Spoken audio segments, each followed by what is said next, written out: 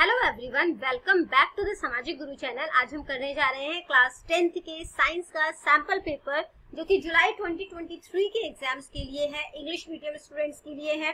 Exams के point of view से बहुत ही ज्यादा इंपॉर्टेंट है, तो वीडियो को बिल्कुल भी स्किप मत करना। आइए वीडियो स्टार्ट करते हैं। सबसे पहले देख लेते हैं हमारा पेपर पैटर्न जो है वो किस तरीके का होने वाला है। तो आपको 20 मार्क्स का पेपर आएगा। टाइमिंग जो है वो आपको 40 मिनट्स की दी जाएगी। ठीक है, सबसे पहले जो है वो आपसे पूछा गया है एमसीक्यू बेस्ड क्वेश्चन। ठीक है, जिसमें आपको बोला गया है कि जब आप Fe2O3, ये गलत लिखा हुआ है, ठीक है, ये कुछ इस तरीके से लिखा जाएगा Fe2O3, यानी कि जब आप फेरिक ऑक्साइड को एल्यूमिनियम के साथ जो है वो मिक्स करते हो, ठीक है, तो उससे जो है वो एल्यूमिनियम ऑक्साइड और इसके साथ जो है वो आयरन जो है वो रिलीज होगा। ठीक है, तो ये जो रिएक्शन है ये किस तरीके का रिएक्शन है, तो ये डिस्प्लेसमेंट रिएक्शन है। ठीक है, इसके बाद अगला जो क्वेश्चन पूछा गया है वो है what happens when dilute hydrochloric acid is added to iron filing. तो जब डाइल्यूट हाइड्रोक्लोरिक एसिड को, ठीक है, डाइल्यूट क्या मतलब मिक्स कर देना पानी के साथ, तो जब उसको जो है वो आयरन फिलिंग के साथ ऐड कर दिया जाएगा तो क्या होगा, तो इससे क्या होगा, hydrogen gas and iron chloride are produce. ठीक है, तो जो हाइड्रोजन गैस इससे रिलीज होगी वो मतलब बेसिकली प्रोड्यूस होगा और आयरन क्लोराइड जो है वो बनेगा। ठीक है, नेक्स्ट क्वेश्चन है the kidneys in human being are a part of the system for. तो जो हमारी जो किडनी है, ठीक है, इंसानों की जो किडनी होती है वो किस सिस्टम का पार्ट है, तो ये जो है वो एक्सक्रीशन का पार्ट है। ठीक है, नेक्स्ट क्वेश्चन है the autotrophic mode of nutrition requires. तो जो ऑटोट्रोपिक मोड है ऑफ न्यूट्रिशन है उनको किस चीज की जरूरत होती है। तो अब हम सबसे पहले समझते हैं ऑटोट्रोपिक होता क्या है। ऑटो का मतलब होता है सेल्फ, ट्रॉपिक का मतलब होता है न्यूट्रिशन। तो ये ऐसा मोड जहां पर कि जो है वो बेसिकली न्यूट्रिशन जो है वो अपने आप जो है वो बना रहा है। ठीक है, बेसिकली प्लांट को कहा जाता है। तो उनको किन किन चीजों की जो है वो जरूरत होगी, तो कार्बन डाइऑक्साइड भी चाहिए उसे और वाटर भी चाहिए। ठीक है, क्लोरोफिल भी चाहिए, सनलाइट भी चाहिए। तो ऑल ऑफ द अबव जो है वो इसका आंसर हो जाएगा। ठीक है, अगला क्वेश्चन है the image formed by a concave mirror is observed to be virtual, erect and larger than the object.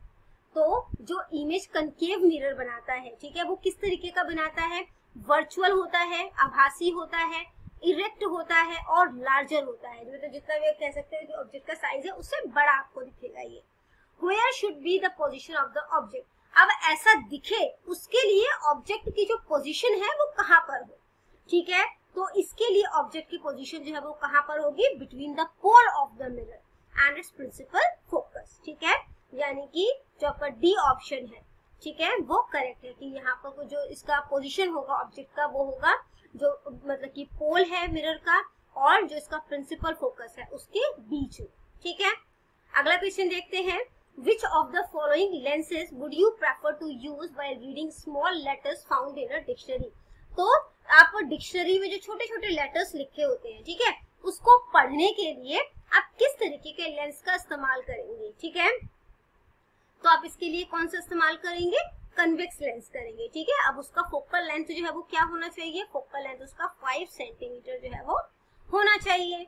ठीक है, नेक्स्ट क्वेश्चन जो है क्वेश्चन नंबर 7 to 9 जो है, यानी कि बेसिकली यहाँ पे 3 क्वेश्चन है और ये 2-2 नंबर के क्वेश्चन है। ठीक है, आगे बढ़ने से पहले अगर आपको हमारी वीडियोस पसंद आती है, हमारी वीडियोस आपके लिए किसी भी तरीके से हेल्पफुल है, तो चैनल को फटाफट से सब्सक्राइब कर दो, क्योंकि यहाँ पर इस तरीके का हेल्पफुल कंटेंट अपलोड होता रहता है। तो चलिए चलते हैं नेक्स्ट क्वेश्चन पर, जो कि है question number 7 why should a magnesium ribbon be cleaned before burning in air. तो मैग्नीशियम रिबन को एयर में बर्न करने से पहले, बेसिकली कह सकते हैं एनवायरनमेंट में, ठीक है, तो बर्न करने से पहले से क्लीन क्यों किया जाता है, because there is a layer of magnesium oxide on magnesium ribbon. तो मैग्नीशियम रिबन के ऊपर जो है वो एक लेयर यानी कि एक परत चढ़ी हुई होती है, किस चीज की, मैग्नीशियम ऑक्साइड की। ठीक है, which does not allow magnesium to react further with oxygen. तो अब ये जो मैग्नीशियम ऑक्साइड है ये उसे जो है वो मतलब जो मैग्नीशियम रिबन है उसको रिएक्ट नहीं करने देता ऑक्सीजन से। ठीक है, जिसकी वजह से क्या करते हैं हम लोग, मैग्नीशियम ऑक्साइड जो है उसको हटा देते हैं क्लीनिंग के प्रोसेस में और मैग्नीशियम रिबन जो है वो बर्न हो जाता है। ठीक है, नेक्स्ट क्वेश्चन देखते हैं, what is the role of the acid in our stomach. तो हमारे पेट में एसिड का क्या रोल है वो आपने बताना है, ठीक है। तो बच्चों हमारे पेट में जो एसिड पाया जाता है वो है हाइड्रोक्लोरिक एसिड, ठीक है। Acid kills germs present in the food and makes the food acidic. तो ये जो एसिड है ये काम क्या करता है कि जो हमारे खाने में जितने भी जर्म्स होते हैं उनको मार देता है, ठीक है, और जो हमारा खाना है उसे एसिडिक बना देता है। So that pepsin enzyme can digest protein, और इस प्रोसेस के थ्रू जो पेप्सिन एंजाइम है वो प्रोटीन को डाइजेस्ट भी जो है वो इजीली कर पाता है, ठीक है। अगला क्वेश्चन है, what would be the consequence of a deficiency of hemoglobin in our bodies। तो जो बेसिकली कहा गया है आपको यहाँ पर कि जो कॉन्सिक्वेंस यानी कि रिजल्ट, ठीक है, हमारी बॉडी में हेमोग्लोबिन की जब कमी हो जाती है तो उसका रिजल्ट क्या होता है। तो deficiency of haemoglobin in body can decrease the oxygen supply. तो जब बॉडी में हेमोग्लोबिन की कमी हो जाती है ना तो क्या होता है कि हमारी बॉडी में ऑक्सीजन का सप्लाई जो है वो कम होने लगता है, ठीक है। This can lead to deficiency of oxygen in the body cells, और जिसकी वजह से क्या होता है जो हमारे बॉडी सेल्स है ना उसमें ऑक्सीजन की कमी हो जाती है। It can also lead to a disease called anaemia, और इससे एक बीमारी, ठीक है, जिसका की नाम एनीमिया है वो भी हो जाती है। बेसिकली इस एनीमिया में क्या होता है कि बॉडी में जो है वो खून की कमी होने लगती है, ठीक है। नेक्स्ट क्वेश्चन है, ये क्वेश्चन तो आप बहुत ही ज्यादा जो है वो इम्पोर्टेंट है, ठीक है, मोस्टली एग्जाम्स में जो है वो ये आता है, तो इसको तो बहुत ही अच्छे से कर लेना आप लोग, ठीक है, चाहे आप फर्स्ट टर्म का प्रिपेयर कर रहे हो, ठीक है, उसके लिए भी आप इस क्वेश्चन को थोड़ा सा ध्यान से देखें। The radius of curvature of a spherical mirror is 20 centimetre, ठीक है। तो जो कर्वेचर दिया है हमें स्फेरिकल मिरर का वो 20 सेंटीमीटर का है। What is it's focal length, अब इसका फोकल लेंथ जो है वो क्या होगा, ठीक है। तो सबसे पहले जो है वो हमें क्या दिया गया है, रेडियस ऑफ कर्वेचर, इसको हम किससे डिनोट करते हैं, आर से, ठीक है, वो हमें दिया गया है 20 सेंटीमीटर। अब फोकल लेंथ जो है वो कैसे निकाला जाता है, उसका फॉर्मूला, उसको फोकल लेंथ को एफ से जो है वो शो करते हैं, ठीक है, एफ से शो करते हैं, और ये क्या होता है जो भी हमारा रेडियस ऑफ कर्वेचर है उसको 2 से डिवाइड कर देना है, ठीक है। तो 20 को 2 से डिवाइड कर दोगे तो क्या आ जाएगा 10, यानी कि 10 सेंटीमीटर जो है वो इसकी फोकल लेंथ हो गई, ठीक है। नेक्स्ट जो है वो question number 11 and question number 12, दोनों ही क्वेश्चन जो है वो 3-3 नंबर के हैं, यानी कि ये जो क्वेश्चन है ये शॉर्ट आंसर टाइप क्वेश्चन में से आएंगे, ठीक है। इसमें आपसे बोला गया है what does one mean by exothermic and endothermic reaction, ठीक है। तो एक्सोथर्मिक और एंडोथर्मिक रिएक्शन से आप क्या समझते हो, एग्जाम्पल देना है, ठीक है। बहुत ही सिंपल लैंग्वेज में आपको समझाऊंगी। इससे आप ना इसको रिलेट करो कि चीजें बाहर है, ठीक है।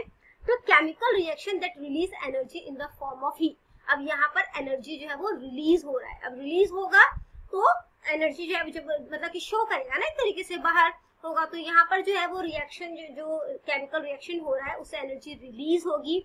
अब वो एनर्जी हीट के फॉर्म में रिलीज हो सकती है, लाइट के फॉर्म में हो सकती है, या फिर साउंड के फॉर्म में हो सकती है, ठीक है। और ये जो मतलब कि जो प्रोसेस है या कह सकते हैं जो रिएक्शन है इसको हम लोग कहते हैं एक्सोथर्मिक रिएक्शन। जैसे बर्निंग ऑफ कोक, ठीक है, रेस्पिरेशन, ये आपकी जो सांस लेने की प्रक्रिया है वो, तो आपने देखा होगा ना जब आप सांस जो है वो मतलब इनहेल करते हैं और उसके बाद जो है वो बॉडी जो है वो मतलब कि हमारे बॉडी के साथ वो रिएक्ट करता है, उसके बाद जब आप एक्सहेल करते हैं तो वो सांस होती है वो थोड़ी गर्म होती है, ठीक है। फिर आ जाता है endothermic reaction, reaction that absorbs energy, यहाँ पर एनर्जी रिलीज नहीं होगी, ठीक है, यहाँ पर एनर्जी जो है वो एब्जॉर्ब हो जाएगी, ठीक है। आप एन इन के तरीके से जो है वो याद रखो, अगर आप भूल जाते हो तो, ठीक है। इनका मतलब क्या होता है अंदर, यहाँ पर एनर्जी जो है वो रिलीज नहीं होगी, अंदर ही रह जाएगी, ठीक है। तो रिएक्शन दैट एब्जॉर्ब्स एनर्जी, तो यहाँ पर जो एनर्जी है उसको एब्जॉर्ब कर लेगा और require energy in order to proceed upward endothermic reaction, या फिर इसको एनर्जी की जरूरत होगी ताकि ये काम जो है वो आगे करे, कंटिन्यू करे, ठीक है। और ये एंडोथर्मिक रिएक्शन है। जैसे कि reaction of Coke with steam, ठीक है, कोक का जब स्टीम यानी कि भाप के साथ रिएक्शन करवाया जाता है, फोटोसिंथेसिस का जो रिएक्शन होता है, ये सब जो है वो किस तरीके का रिएक्शन है, एंडोथर्मिक रिएक्शन। नेक्स्ट क्वेश्चन पे जाते हैं, वो है why do we prefer a convex mirror as a rear view mirror in vehicle. तो हम लोग व्हीकल्स में रियर व्यू मिरर के लिए हम लोग कन्वेक्स मिरर का यूज जो है वो क्यों करते हैं या हम इसको प्रेफर क्यों करते हैं? कन्वेक्स मिरर जो होते हैं बच्चों gives a virtual erect and diminished image of. तो जो कन्वेक्स मिरर होते हैं वो किसी भी ऑब्जेक्ट का जो है वर्चुअल यानी आभासी, इरेक्ट यानी कि सीधा इमेज देते हैं, ठीक है, और इसके अलावा डायमिनिश यानी कि साइज में छोटी इमेज देते हैं, ठीक है। यहाँ पे थोड़ा लाइन जो है वो रिपीट हो गया है, ठीक है। प्लेस्ड, ये लाइन हटा देते हैं यहाँ से, place in front of them, तो जो भी ऑब्जेक्ट उनके सामने होता है उसकी वो वर्चुअल इमेज देता है, ठीक है, इरेक्ट देता है और डायमिनिश इमेज देता है। They are preferred as a rear view mirror in vehicle because they give a wider field of view. तो इनको क्यों पसंद किया जाता है? क्योंकि ये काफी बड़े एरिया का व्यू जो है वो मतलब कि जो ड्राइवर है उसको प्रोवाइड करता है, which allows the driver to see most of the traffic behind him. तो जिसकी वजह से क्या होता है, उसके पीछे जितनी भी ट्रैफिक है ड्राइवर जो है वो उसे इजीली देख पाता है, ठीक है। तो बच्चों यहाँ पर हो जाती है हमारी वीडियो खत्म। इनकेस आपको कोई भी डाउट है तो आप कमेंट सेक्शन में क्वेश्चन कीजिए, मैं आपको रिप्लाई करने की पूरी कोशिश करूंगी। Thank you very much and all the best for your exams.